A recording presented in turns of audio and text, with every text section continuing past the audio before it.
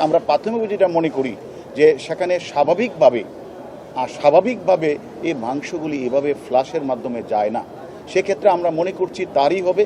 আমরা যে বিষয়গুলি চেয়েছিলাম আমরা সবগুলি আমার তথ্যপত্র আমরা পেয়েছি এবং আমরা মনে করি আমরা এক্ষেত্রে আমরা বলবো যে শতভাগ আমরা সফল। কিন্তু আমাদের কাজ ছিল তিনটা।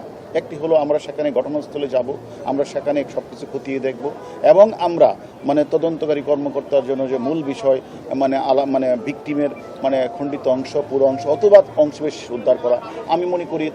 আমরা মনে করি যে এইরকম যে তারা এই বাসায় থেকে তারা যেভাবে তারা এই কাজটি করেছে, আমি মনে করি যে যে সেখানে যেভাবে তারা সেফটি ট্যাঙ্কি অথবা সোয়ারেজ লাইনগুলি আমরা তাদেরকে রিকোয়েস্ট করেছিলাম এটি দেখার জন্য এবং আমরা মনে করি সেখান থেকে আমরা কিন্তু অনেকাংশই ভিকটিমের শরীরের কিছু অংশ কিন্তু পাওয়া গিয়েছে। এরা যদিও এটাকে এখন তারা ফরেন্সিক রিপোর্ট বা ডিএনএ টেস্ট করে চূড়ান্ত জানাবে। তবে আমরা প্রাথমিক যেটা মনে করি যে সেখানে স্বাভাবিকভাবে এই মাংসগুলি এভাবে ফ্লাশের মাধ্যমে যায় না। সেক্ষেত্রে আমরা মনে করছি তারই হবে।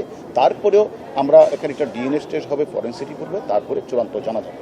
এক্ষেত্রে আমি মনে করি আলহামদুলিল্লাহ আমরা যে বিষয়গুলি চেয়েছিলাম আমরা সবগুলি আমার তথ্যপত্র আমরা পেয়েছি এবং আমরা মনে করি আমরা এক্ষেত্রে আমরা বলবো যে শতভাগ আমরা সফল। কিন্তু ওনারা এটা দ্রুতই করার আমাদের বলে দ্রুতই তারা করবেন। বললাম যে এটা কনক্লুসিভ পর্যন্ত আমরা নিয়ে এসে পড়েছি আমরা কারণ আপনারা জানেন তারা হত্যাকাণ্ডের জন্য স্থানটা বেছে নিয়েছে কলকাতার সঞ্জীবা গার্ডেন।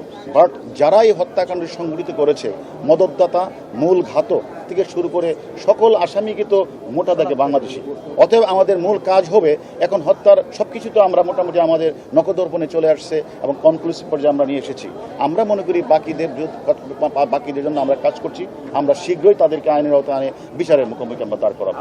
গোপাল বিশ্বাসের সাথে আমার কালকে প্রায় 2 ঘন্টা কথা হয়েছে। আমরা তার কাছ থেকে অনেক তথ্যপত্র পেয়েছি, সেটা আমরা তদন্তের প্রয়োজনে আমরা কাজে লাগাবো। এটা এখনো এবং আমরা তার সাথে সে কি ব্যবসা করে সেটা আমরা জেনেছি।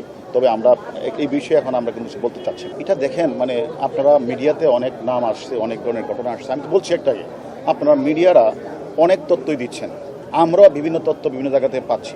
আমরা সবগুলি কিন্তু আমরা 2 দেশের আসামিদের কাছে আমরা ক্রস এক্সামিন করেছি, বিচার বিশ্লেষণ করেছি। যেহেতু মামলাটা এখনও তদন্ত চলছে, এই মুহূর্তে স্পেসিফিকলি কি কারণটাই কিটা এই মুহূর্তে বলা যাচ্ছে না।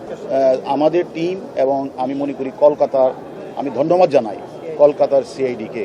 তারা অত্যন্ত পরিশ্রম করছে এবং তারা বিভিন্ন বিষয়গুলি আমল নিয়ে তারা কাজ করছে এবং আমরা যে গিয়েছি আমাদেরকে বিভিন্ন বিষয়ে তারা সহযোগিতা করেছে। বিশেষ করে ধন্যবাদ জানাই যে কলকাতার সাংবাদিক ভাইদেরকে।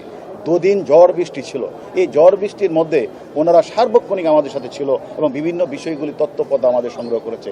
এবং ধন্যবাদ জানাই আমাদের বাংলাদেশের যে হাই কমিশন ছিল ইন্ডিয়া, তারাও সার্বক্ষণিক আমাদের সাথে এই ঝড় বৃষ্টির মধ্যে ছিল এবং আমাদের বিভিন্ন বিষয়ে তারা তথ্যপত্রে সাহায্য সহযোগিতা করেছেন এবং তারা বিভিন্ন সাপোর্ট আমাদের করেছেন।